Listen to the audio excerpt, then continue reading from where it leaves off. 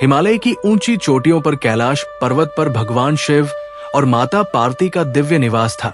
चारों ओर बर्फ की सफेद चादर बिछी रहती, मंद मंद हवा बहती और पूरा वातावरण योग भक्ति और शांति से भरा रहता। माता पार्वती का हृदय शिव के प्रति अद्भुत प्रेम और समर्पण से भरा हुआ था।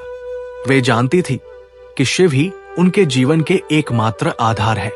एक बार देवलोक में गंधर्वों और अप्सराओं के बीच एक भव्य संगीत समारोह हुआ। उसमें एक गंधर्व आया, उसका नाम था चित्रांग। वो वीणा बजाने और गाने में इतना निपुण था कि उसे सुनने वाला हर व्यक्ति मंत्रमुग्ध हो जाता। देवताओं के अनुरोध पर चित्रांग को कैलाश पर्वत बुलाया गया ताकि वो शिव पार्वती के समक्ष भी अपना संगीत प्रस्तुत कर सके। जब चित्रांग ने वीणा छेड़ी तो उसकी धुन ऐसी थी मानो पहाड़ों में नदियां गा रही हो, पवन रागिनी बनकर बह रहा हो और आकाश में सितारे थिरक रहे हो। पार्वती जी उस संगीत में खो गई। ये कोई सांसारिक प्रेम नहीं था, बस कला की गहराई में डूब जाने का क्षणिक आकर्षण था। परंतु भगवान शिव सर्वज्ञ है, वे मन की सबसे सूक्ष्म हलचल भी पढ़ लेते हैं। उन्होंने देखा कि पार्वती के चेहरे पर क्षण भर के लिए एक अलग ही आभा आई, जैसे किसी और के गुण की प्रशंसा में मन ठहर गया हो।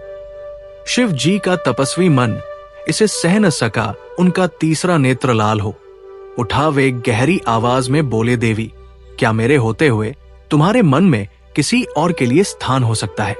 पार्वती सक्का गई। उन्होंने हाथ जोड़कर कहा, स्वामी, ये प्रेम नहीं, केवल उस संगीत की मधुरता थी जिसने मुझे एक क्षण के लिए खींच लिया। मेरे लिए तो आप ही सर्वस्व है। लेकिन शिव जी का क्रोध शांत नहीं हुआ। उन्होंने तुरंत गंधर्व चित्रांग को शाप दे दिया। अरे गंधर्व, तू अपने रूप और संगीत के अभिमान में डूबा है। जा, अब तू वन में भटकेगा, पशु सा जीवन जिएगा और तेरी वीणा मौन हो जाएगी। चित्रांग का स्वरूप तुरंत बदल गया। वो कुरूप वंचर बन गया जिसने करुणा भरी दृष्टि से पार्वती की ओर देखा। पार्वती का हृदय द्रवित हो गया। वे शिव के चरणों में गिर पड़ी, स्वामी, इसका क्या दोष? ये तो केवल अपनी कला दिखा रहा था। यदि कोई भूल है तो वो मेरी है। मेरे मन का वो क्षणिक कंपन, कृपा करके इसे क्षमा दीजिए। शिव जी का कठोर मन भी अपनी अर्धांगिनी की करुणा देखकर पिघल गया। उन्होंने कहा, देवी, तुम्हारा हृदय दया से भरा है। ये शाप स्थायी नहीं होगा। ये गंधर्व कठोर तप करेगा और अपने रूप और स्वर को पुनः प्राप्त करेगा, पर स्मरण रखो, सच्चा प्रेम वही है जो किसी भी आकर्षण से डिगे नहीं। मन को सदैव एक ही दिशा में अचल रखना चाहिए। शिव जी के वचनों से चित्रांग को आशा मिली। वो वन में चला गया और कठोर तपस्या करने लगा।